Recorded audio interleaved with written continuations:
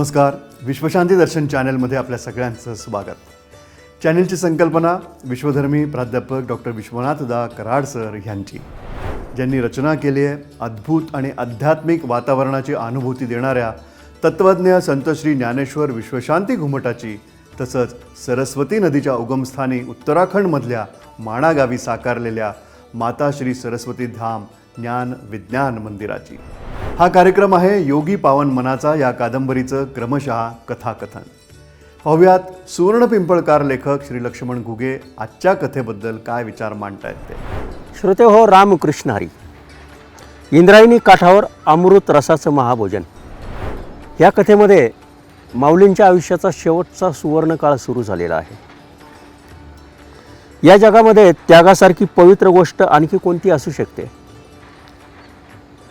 ज्ञानोबा माऊलींचे वडील काशीला निघून गेल्यानंतर ते परत यावेत म्हणून आईसाहेब रुक्मिणींनी सुवर्ण पिंपळाला 1.25 लाख प्रदक्षिणा घातल्या. त्यानंतर ज्ञानोबारायांचे वडील पुन्हा संसारी आले आणि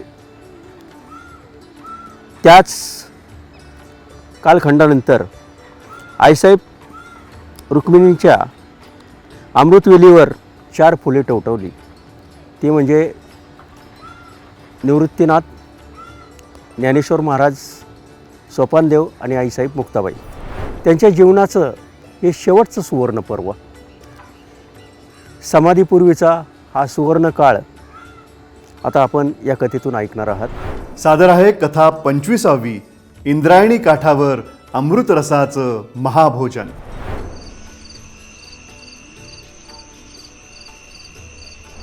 सिद्ध बेटातल्या दाट झाडीत काळाकुट्ट अंधार दाटला होता. तो काळाकुट्ट अंधार पार करून दोघं भावंड पर्णकुटीमध्ये आली. यावेळी पर्णकुटीतल्या देव्हाऱ्यासमोर शांत दिवा जळत होता. श्री सोपानदेव त्या दिव्याच्या मंद प्रकाशात भगवद्गीतेचं पठण करत होते. श्री मुक्ताबाई शांत झालेली चूल मातीनं सारवत होत्या. अचानक श्री ज्ञानोबा रायांना आणि श्री निवृत्तीनाथांना पर्णकुटीत आलेलं पाहून त्या हसत म्हणाल्या, तुम्ही दोन्ही भावंड कुठे फिरता आहात? भूक लागली नाही वाटतं अजून? श्री ज्ञानोबा राय काहीही न बोलता देव्हाऱ्याकडे तोंड करून बसले. श्री निवृत्तीनाथ खांबाला टेकून डोळे मिटून बसले. श्री मुक्ताबाई पोतारा घेऊन उठल्या. बाहेर जाऊन चिखलाचा हात धुवून आत आल्या. पदराला हात पुसत म्हणाल्या, चला बघू सगळेजण जेवायला. पाहणं वाढते मी. आज मी गरमागरम पिठलं बनवलंय, खाऊन घ्या. श्री ज्ञानोबा रायांनी दीर्घ निश्वास सोडून धीर बांधला. जड स्वरात म्हणाले, मुक्ता, सोपान, इकडे या, आमच्या जवळ बसा. एक महत्वाचं बोलायचं आहे तुमच्याशी. श्री ज्ञानोबा राय दादा काय महत्वाचं सांगणार आहे म्हणून ती दोन्ही भावंड उत्सुकतेपोटी श्री ज्ञानोबा रायांच्या बाजूला येऊन बसली. श्री मुक्ताबाईंनी क्षणभर श्री ज्ञानोबा रायांच्या चेहऱ्याला निहाळलं. आज 22व्या वर्षात पदार्पण केलेल्या श्री ज्ञानोबा रायांचा चेहरा निर्विकार वाटत होता. नंतर श्री मुक्ताबाईंनी श्री निवृत्तीनाथांकडे पाहिलं. निवृत्तीनाथही आल्यापासून डोळे मिटून खिन्न बसून होते. एक भैरवी त्यांच्याही चेहऱ्यावर राग आळवताना दिसत होती. श्री मुक्ताबाईंच्या मनात पाल चुकचुकली. एका भयाण वादळाची चाहूल त्यांना लागली. तेव्हा त्यांच्याही जिभेवरचं पाणी आटलं. त्यांनी जड स्वरात विचारलं, ज्ञानदादा, काय झालं? तुम्ही दोघेही असे गप्प गप्प का? आणि तुम्ही काय महत्त्वाचं बोलणार आहात? श्री ज्ञानोबा रायांनी श्री मुक्ताबाईंच्या मस्तकावरून मायेनं हात फिरवला. त्यांना अंतरीचं गूज सांगत म्हटलं, मुक्ता, सोपाना, आता तुम्ही लहान राहिला नाहीत, मोठे झालात, प्रगल्भ झालात. आम्ही तुमच्यासारखेच प्रगल्भ आहोत. म्हणून याच प्रगल्भतेचं पावित्र्य घेऊन आम्ही चैतन्याच्या मठाकडे निघालो आहोत. श्री सोपानांनी चमकून विचारलं, तुम्ही नेमकं कुठे जाणार आहात ज्ञानदादा? आत्मशांतीच्या महामंदिरात अमृत रसाचं महाभोजन करण्यासाठी. सोपाना, मुक्ता, आता आम्ही समाधी घ्यावी म्हणतोय, संजीवन समाधी. ते ऐकून श्री सोपान आणि मुक्ताबाई अंतर्बाह्य थरारले. दिशा उजाड झाल्या. डोळे फाटले. मायेचा सागर उसळला. हृदयात कालवा कालव झाली. कंठात हुंदका दाटला. ओठ थरथरू लागले. ज्ञानदादा आपल्याला सोडून जाणार ही कल्पनाच त्यांना सहन होईना. अश्रूंनी डोळ्यांच्या कडा ओलांडल्या. अखेर श्री मुक्ताबाईंना कंठ फुटला आणि त्या श्री ज्ञानोबारायांना धरून ढसा रडू लागल्या. श्री सोपान आणि श्री श्री निवृत्तीनाथही त्यांच्या कुशीत शिरून ओक्साबोक्षी रडू लागले. श्री ज्ञानोबाराय सर्वांना सावरू लागले. तरीही त्या भावंडांना रडू आवरेना. कितीतरी वेळ तो आक्रोश त्या पर्णकुटीत घुमत होता. श्री ज्ञानोबाराय श्री सोपानाला आणि श्री मुक्ताबाईंना समजावत म्हणाले, अरे शोक कसला करता रे मुक्ता, तू तर उभ्या आयुष्यात आम्हाला आईची उणीव केव्हाच भासू दिली नाहीयेस. आई बाबा गेल्यावर या पर्णकुटीचा भार तूच तर सांभाळलायस. आज चांगदेवांसारखं 1400 वर्षांचं बाळ सांभाळते आहेस तू. मग रडायला काय झालं? शांत हो बघू. श्री सोपानदेव श्री ज्ञानोबारायांच्या कुशीत शिरत म्हणाले, ज्ञानदादा, तुम्ही आम्हाला सोडून जाऊ नका हो. तुम्ही गेल्यावर आम्ही कुणाच्या तोंडाकडे बघायचं? श्री ज्ञानोबाराय श्री सोपानांच्या मस्तकावरून मायेनं हात फिरवत म्हणाले, सोपाना, अरे त्यागासारखी पवित्र गोष्ट आणखी कोणती असू शकते या जगात? आपल्या आईनं काशीला गेलेले आपले बाबा परत यावेत म्हणून सुवर्ण पिंपळाला 1.25 प्रदक्षिणा घातल्या आणि सौभाग्य जिंकलं. त्या सौभाग्याच्या अमृतवेलीवर टवटवलेली आपण 4 फुलं. आपलं कार्य होतं या जगाला सुगंध वाटणं. तो आपण वाटला. आता आपलं कार्य संपलं. मग ते फूल आपणच खुडून ईश्वराच्या चरणांवर ठेवायला नको का? मुक्ता, जरा पहा उघड्या डोळ्यांनी. ती अंतरीचं गूज असलेली मोगरवेल गगनाला जाऊन भिडली की नाही पहा. तू तर आदिमाया चितकला आहेस. मायेचा पडदा बाजूला कर, म्हणजे तुला ईश्वरी कृपेची उसळलेली ती लाट दिसेल. आता आम्हाला सगळीकडे प्रकाश दिसू लागलाय. सगुण समाधीत लीन होऊन आम्हाला त्याच परमात्म्याशी निजबोधाचा संवाद साधण्यासाठी तयार व्हायला हवं. आता आत्मतेजाचं फूल मातीवर पडून मिसळून जाणं उपयोगाचं नाही. अंतरी पेटलेला वडवानल आता शांत व्हायला हवा. 84 लक्ष योनी फिरून आलोत. हा देहात्मा आता मुक्त व्हायला हवा आणि संजीवन समाधी हा त्यावरचा एकच उपाय. म्हणून शांत मनानं आमची वाट मोकळी करा. आम्हाला जाऊ द्या. रामकृष्ण हरी. जय जय रामकृष्ण. तुझिया निढळी कोटी चंद्र प्रकाशे, कमल नयन हास्य वदन हासे. हालकारे कृष्णा डोलकारे, घडिये घडिये गुज बोलकारे.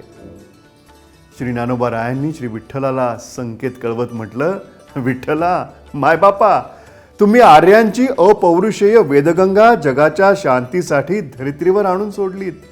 त्याच वेदगंगेचं अमृत प्राशन करून आम्ही बोधामृताचा अनुभव घेतला. ज्या कारणे आम्हास अखंड मानव जातीच्या कल्याणासाठी ब्रह्मानंद लहरी खेळवता आल्या. आज त्याच ब्रह्मानंद लहरींमुळे भागवत धर्माला चैतन्याची पालवी फुटली आहे. आमचं कार्य संपलं. आता आम्हाला संजीवन समाधी घेण्याची अनुज्ञा द्यावी. तथास्तु मंगल हो. आकाशातून ध्वनी उमटले. श्री ज्ञानोबा माऊली समाधी घेणार ही बातमी वाऱ्यासारखी मराठी मातीत पसरली. तेव्हा श्री ज्ञानोबारायांचं समाधीपूर्वी दर्शन घ्यावं म्हणून मराठी मातीतली माणसं आळंदीकडे धावत निघाली. पंढरपुरातल्या सहस्त्रावधी वारकऱ्यांना जेव्हा ही बातमी समजली तेव्हा चंद्रभागेतल्या वाळवंटातले वारकरी भगव्या पताका घेऊन आळंदीकडे निघाले. टाळ मृदंग वाजवत रामकृष्ण हरीचा गजर करत वारकरी मंडळी आळंदीमध्ये दाखल झाली. श्री ज्ञानोबारायांना भेटण्यासाठी तापी तीरावरून श्री चांगदेव महाराज, प्रवरा तीरावरून श्री सच्चिदानंद बाबा आले, अरणवरून श्री सावतामाळी, पंढरपुरावरून श्री नामदेव महाराज सुद्धा आले. श्री नामदेवांनी श्री ज्ञानोबारायांची उराउरी भेट घेतली. तेव्हा जीवाचा जीवलगा आवडीचा प्रियसखा श्री ज्ञानोबाराय आपल्या सहवासातून जाणार म्हणून नामदेवांनाही रडू कोसळलं. कासावीस प्राण मन तळमळी, जैसा का मासोळी जीवना विणा. दाही दिशा ओस वाटती उदास, करीतली सोस मना माझी. श्री नामदेव महाराज श्री ज्ञानोबारायांना भेटून बाहेर आले. तेव्हा श्री निवृत्तीनाथांनीही श्री नामदेवांना मिठी मारत म्हटलं, नामदेवा, या मनाला कसं समजावू आम्ही? काही केल्या ज्ञानाचा मोह सुटत नाहीये. तळ्याचा बांध फुटल्यावर पाणी जसं सैरावैरा धावावं अगदी तसं झालंय मनाचं. आई वडिलांच्या वियोगानं जेवढं दुःख झालं नाही तेवढे दुःख ज्ञानाच्या अंतरण्यानं होत आहे. कसं समजावू या मनाला. शांत व्हा नाथ दादा. ज्ञानसंपन्न लोकांनीच असं दुःखाला कवटाळून बसलं तर अज्ञानी लोकांनी काय करायचं. सावरा स्वतःला. मुक्ता आणि सोपांसारखे रडतायत, त्यांनाही आवरा. साऱ्या आळंदीत शोककळा पसरली होती. प्रत्येकजण श्री ज्ञानोबारायांचं दर्शन घेऊन श्री ज्ञानोबारायांना मनात साठवून पुढे निघत होता. गावातली थोर मंडळी श्री निवृत्तीनाथांची, मुक्ताबाईंची आणि सोपानांची समजूत घालत होते. जीवन क्षणभंगूर आहे, मृगजळ खोटं आहे, तसा त्याचा विस्तारही खोटा, हे त्या भावंडांना पटवून देत होते. अखेर कार्तिक एकादशीचा दिवस उजाडला. सारी आळंदी हरिनामाच्या गजरानं दुमदुमली. एकादशीच्या रात्री श्री नामदेवांनी कीर्तन केलं. द्वादशीला उपोषणाचं पारणं सगळ्यांनी अंगावर घेतलं. इंद्रायणीच्या काठावर महाभोजनाला सुरुवात झाली. धर्म, पंथ, जात विसरून सर्वजण मांडीला मांडी लावून पंक्तीत बसले. अट्टहास मांडला होता तो पूर्ण झाला होता. इकडे श्री सिद्धेश्वराच्या मंदिर आवारात श्री ज्ञानोबारायादी भावंडांची पंगत बसली. त्या पंक्तीत होते श्री चांगदेव महाराज, श्री नामदेव, श्री विसोबा खेचर, श्री महादेव भट्ट सुद्धा. पानांभोवती सुंदर रांगोळी नटली होती आणि त्या सर्वांना भोजन वाढायला आले होते ते साक्षात पंढरीनाथ, पंढरीचा राजा. यावेळी स्वतः पंढरीनाथांनी माऊलींसाठी अन्न रांधून त्यात अमृत घातलं. त्या अमृत रसाचं भोजन माऊलींसमोर ठेवलं. माऊलींनी स्वतः अमृत रसाचा घास खाऊन भावंडांनाही भरवला. माऊलींना त्यांची भावंडही आनंदानं घास भरवत होती. श्री चांगदेव महाराज अंतर्बाह्य शांत होऊन आकाशाकडे पाहत होते. त्यांना अन्नसुद्धा ग्रहण करावं वाटेना. तेव्हा श्री मुक्ताबाईंनी श्री चांगदेवांना घास भरवला. द्वादशीची रात्र. श्री नामदेवांनी आपल्या चारही मुलांना जवळ बोलावलं. नारा, विठा, गोदा आणि महादा या चारही मुलांना समाधी स्थान आतून स्वच्छ करायला सांगितलं. त्यांनी कामगिरी पार पाडून समाधी आसनाभोवती बेल, तुळशीपत्र आणि झेंडूची फुलं अंथरली.